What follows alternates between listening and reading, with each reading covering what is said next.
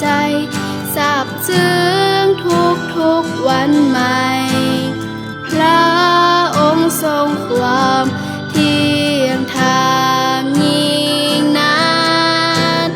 พระองค์ทรงความเที่ยงธรรมความหามั่นคงของพระเจ้าบ่เคยสิ้นสุดพระเมตตาคุณหลั่งลงมาอยู่เสมอไม่ทุกสาวเล่าในดวงใจซาบซึ้งทุกวันใหม่พระองค์ทรงความเที่ยงธรรมยิ่งนักพระองค์ทรงความเที่ยงธรรมไม่ทุกสาวเล่าในดวงใจ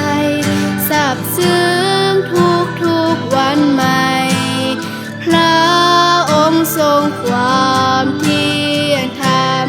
ยิ่งนักพระองค์ทรงความเที่ยงธรรมพระองค์ทรงความเที่ยงธรรม